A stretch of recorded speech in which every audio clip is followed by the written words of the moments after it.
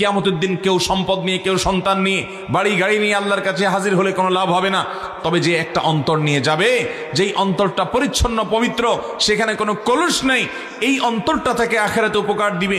এই জন্য অন্তরে আল্লাহর ভয় জাগানো দরকার। আল্লাহর ভয় অন্তরে কিভাবে আসবে? আমি ইয়াসিন আরাফাত, আমার প্রশ্ন হলো, আমি আল্লাহর ভয় দিয়ে আমার অন্তরটাকে ভিজিয়ে রাখতে চাই, এমন কোনো আমল শিখিয়ে দিবেন যেটা করলে আল্লাহর ভয় আমার অন্তরে পয়দা হবে?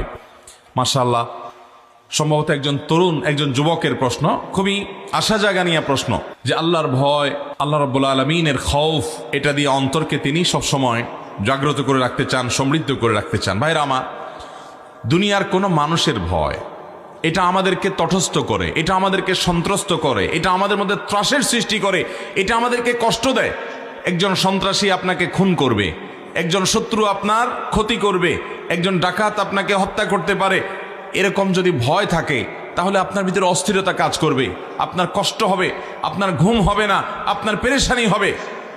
ভাইরা আমার, আল্লাহর ভয় এমন একটি বিষয় যে আল্লাহর ভয় যদি আপনার অন্তরে চলে আসে, আল্লাহর শপথ করে বলছি, এর মতো উপভোগ্য, এর মতো অভাবনীয় তৃপ্তি এবং স্বাদ আল্লাহর জমিনে আর কিছুতে আপনি পাবেন না। আল্লাহর ভয় অন্তরে লালন করলে যে স্বাদ পাবেন, আল্লাহর ভয়ে সন্ত্রস্ত হয়ে যদি, আল্লাহর ভয়ে ভীত হয়ে যদি আপনি চোখের পানি ফেলেন, দেখবেন আপনার অন্তরটা বরং ভারমুক্ত হয়ে গেছে, আপনার অন্তরটা যখন বরং ফ্রেশ হয়ে গেছে।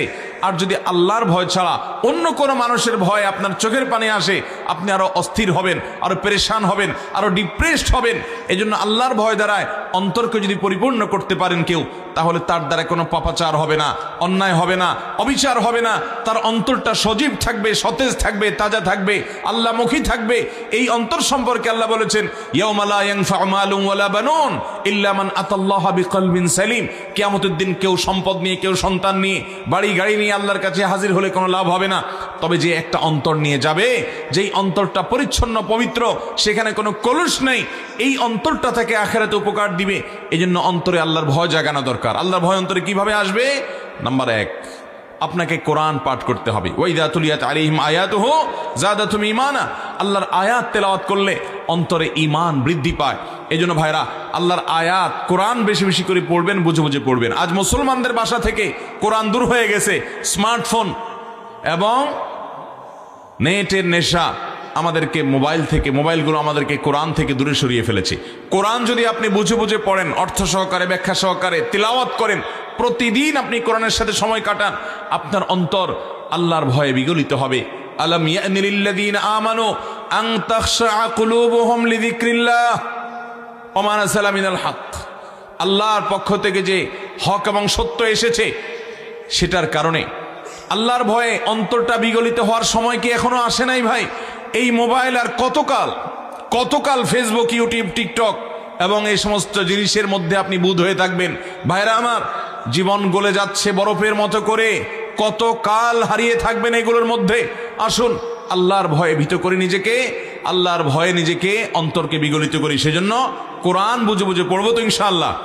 কোরআন বুঝে বুঝে পড়বেন। কোরআন পড়লে আল্লাহর ভয় অন্তরে জাগ্রত হবে।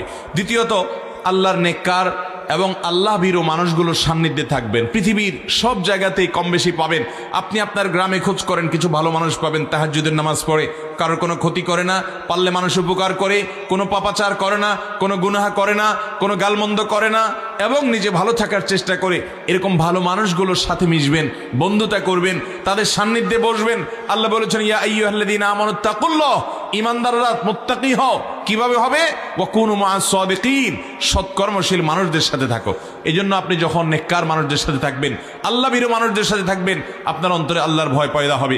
তৃতীয়ত, আপনি যখন এমন কোনো বিষয়ের নেশা ছেড়ে দিবেন, যে বিষয়টি আপনাকে আল্লাহ থেকে দূরে সরায়। আমি প্রায়শই বলার চেষ্টা করি, স্মার্টফোন, যে কোনো অ্যান্ড্রয়েড হোক, আইফোন হোক, এই সমস্ত স্মার্টফোন, ট্যাব, কম্পিউটার ইত্যাদি, এগুলো, ফেসবুক, ইউটিউব ইত্যাদি, এগুলোর নেশা বেশিরভাগ মানুষকে আজ আল্লাহ থেকে দূরে সরিয়ে দিচ্ছে।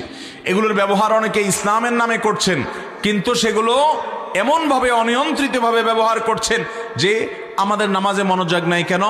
Mobile phone. আমাদের কোনো কথা মনে থাকে না কেন? Mobile phone. আমরা ইবাদতে স্বাদ পাই না কেন? স্বাদ না পাওয়ার কারণ মোবাইল ফোনের এডিকশন। এই আসক্তি আমাদের শেষ করে দিচ্ছে। এটাকে নিয়ন্ত্রণ করতে হবে, লিমিটেড সময় ব্যবহার করতে হবে। কল আসলে ধরবেন, কল করা লাগলে করবেন। এছাড়া ফেসবুক ইত্যাদি টিপাটিপির জন্য নির্দিষ্ট সময় রাখবেন, এই সময়ের বাহিরে আমি টিপাটিপি করব না। এরকম যদি আপনি নিজেকে নিয়ন্ত্রণ করতে পারেন, আল্লাহর ভয় দ্বারা আপনার অন্তরকে আপনি সমৃদ্ধ করতে পারবেন, বিগলিত করতে পারবেন। আর যদি এই সমস্ত নানামুখী দুনিয়া আর দুনিয়ার নানামুখী আয়োজন চাকচিক্যের পিছনে নিজেকে এঙ্গেজ করে রাখেন, অন্তর কখনো আল্লাহ রাব্বুল আলামিনের ভয়ে বিগলিত হবে না। অতএব এই মোবাইল ফোনের আসক্তি থেকে বাঁচার জন্য সংগ্রাম করবো তো ইনশাআল্লাহ। এর জন্য সংগ্রাম করতে হবে রীতিমতো। নিজের বিরুদ্ধে নিজে অপারেশন করার ডিসিশন নিতে হবে যে আমি আমার চরিত্রকে বাঁচাবার জন্য, আল্লাহ ভীরুতা তাকওয়া ঢুকানোর জন্য আমি মোবাইল ফোনের আসক্তি থেকে বাঁচার জন্য প্রতিজ্ঞা করব। এটাকে নিয়ন্ত্রিত ব্যবহার করবেন। আসর টু মাগরিব 1 ঘন্টা সকাল, 1 ঘন্টা বিকাল, আপনি মন ভরে আপনি মোবাইল টিপাটিপি করেন। কিন্তু সারাদিন যখন খুশি তখন শুইতে শুইতে, ঘুমাইতে ঘুমাইতে, টয়লেট থেকে বাইর হইতে, রাস্তায় হাঁটতে, বহু যুবক রাস্তা দেখা যায় 2 হাতে মোবাইল টিপতে টিপতে এমনভাবে হাঁটে যে সামনে কি পিলার আছে না গাড়ি আছে। প্রায় আমরা পত্রিকা খুললে দেখি যে মোবাইল টিপতে টিপতে অথবা কানে হেডফোন দিয়ে গান শুনতে শুনতে রেল লাইন পার হতে গিয়ে রেলের নিচে কাটা পড়ে শেষ হয়ে গেছে। প্রায় পত্রিকা দেখা যায়। ভাইরা আমার, দুনিয়া এবং আখেরাত দুইটা ধ্বংস করে দিচ্ছে স্মার্টফোন। অতএব মোবাইলের ব্যবহার নিয়ন্ত্রণ করলে আল্লাহর ভয় দ্বারা অন্তরকে বিগলিত করা যাবে। আল্লাহ তাআলা আমাদের সবাইকে আল্লাহর ভয়ের এই দৌলতটি দান করুন, বলুন আমিন।